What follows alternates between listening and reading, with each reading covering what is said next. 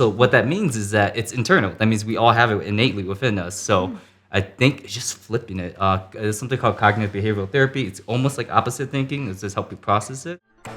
Welcome, everyone. We are here in Tabernash, Colorado, up in the Rocky Mountains. This is the ADHD Adulting Fireside Chat, which is a unique opportunity for everyday ADHD adults to connect, share advice, and learn from one another how to thrive with this condition. Tonight's topic, New Year, New You, resolutions, routines, and relapse.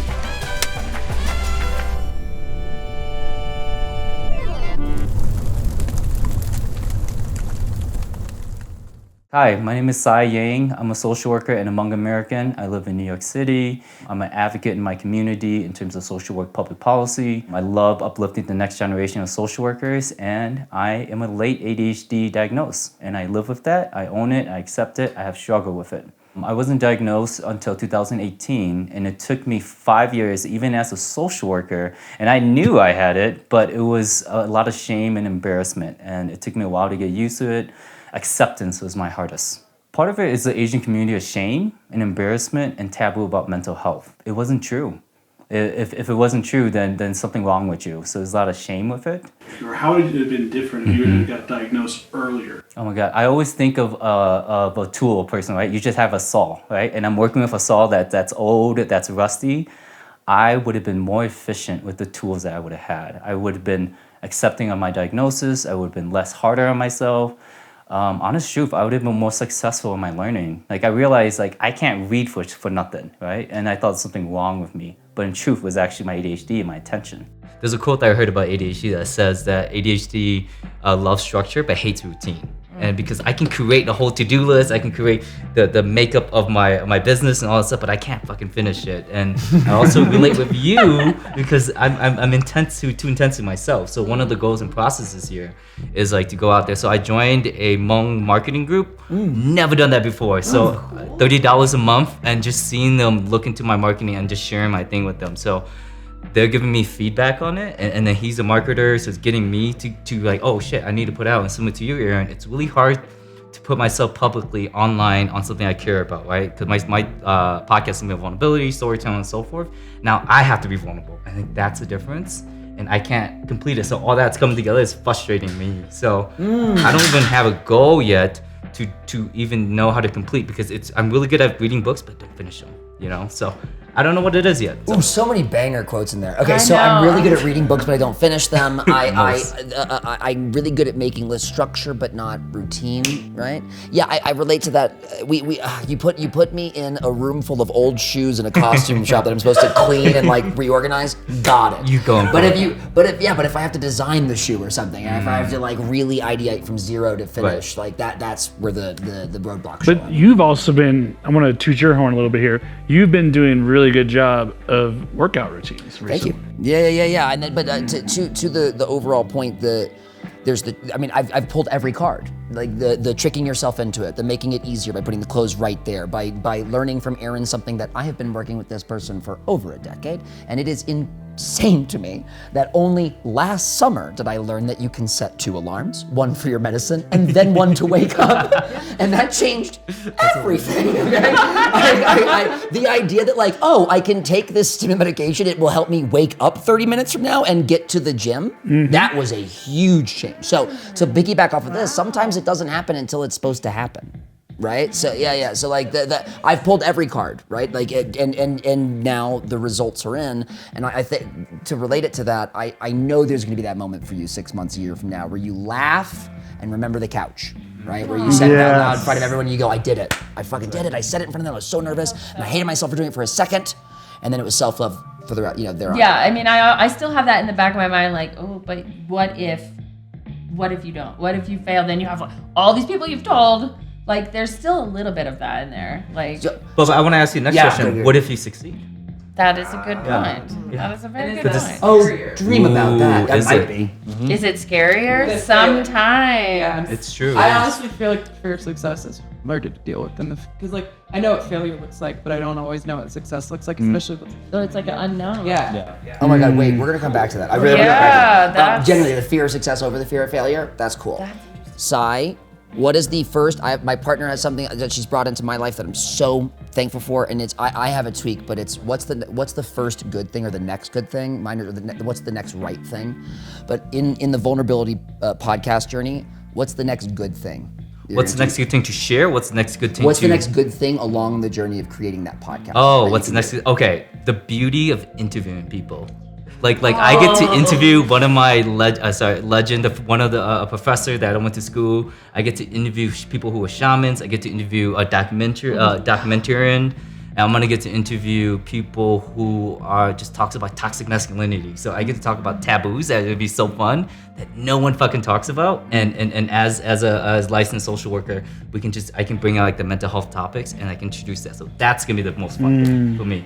Yeah. We need more mental health people in this podcast sphere. Fucking most. Yeah. Yeah, Podcasting is Yeah. so fun. I can't wait. Now we're networking. Teach me. So. Yeah, okay, we can talk. And for the record, you just doubled down because that was a good thing that you just did.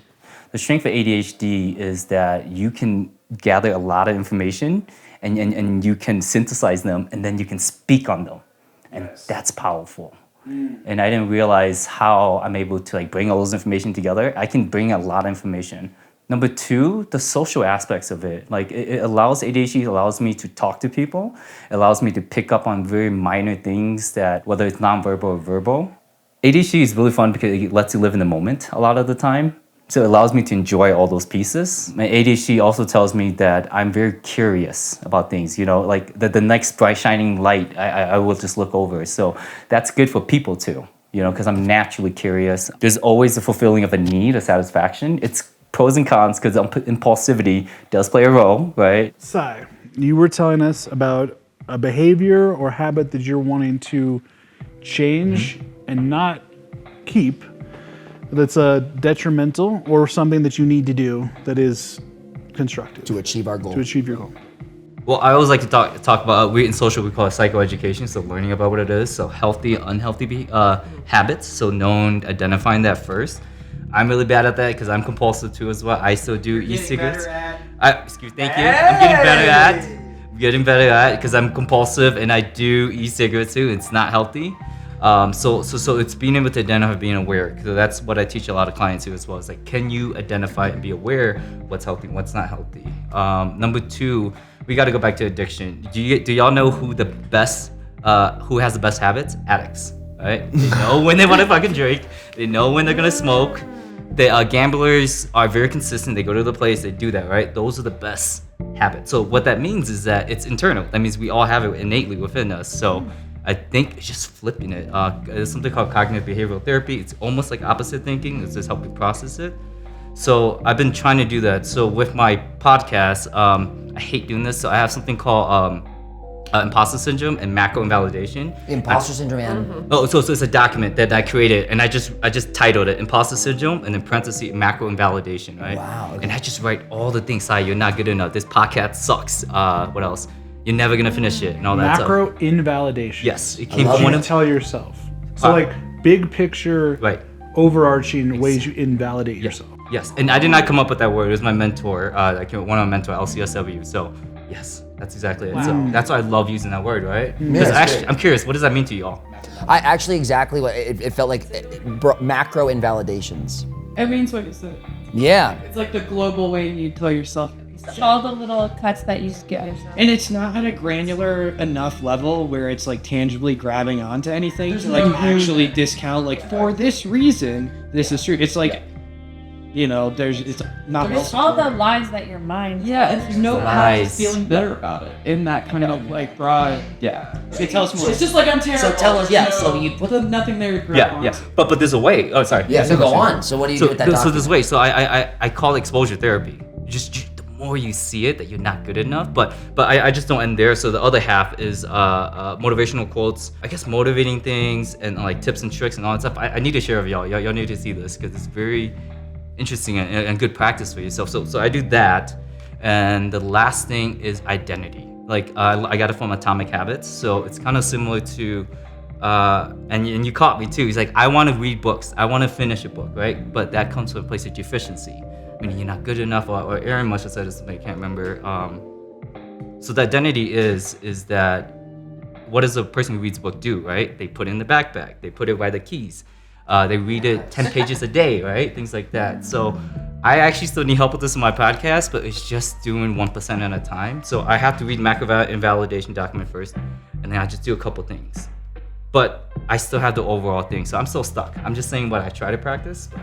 But I have a little bit of a tip for you, just real quick, because I like the idea of like the macro invalidation, like recognizing what you're telling yourself.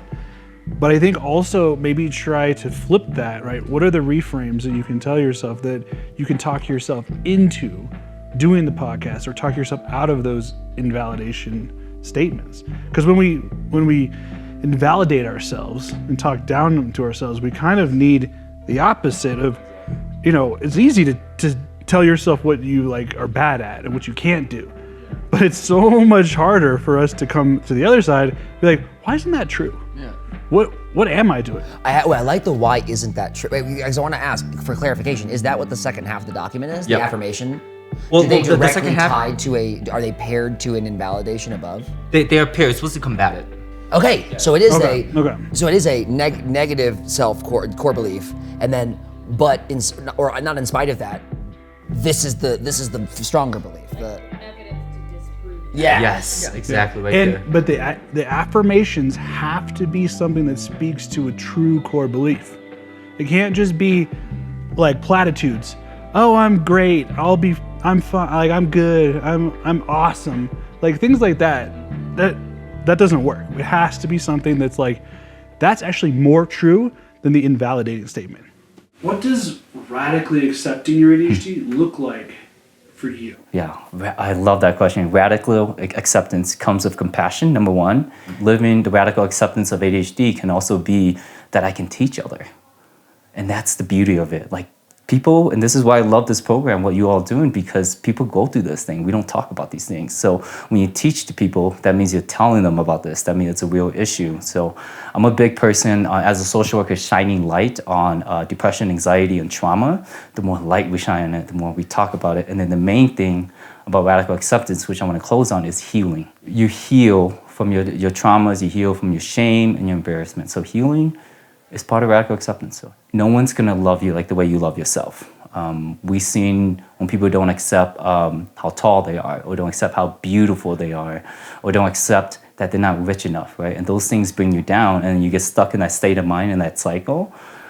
I really think accepting ADHD, it's okay that I have it. And when you can get to that point, the best thing is self-love, because I think that's where we get you to. You are not alone. It's okay to get medication. It's okay to be evaluated. Your insurance pays for this, so it's okay. Fight for this, because you're more than your diagnosis.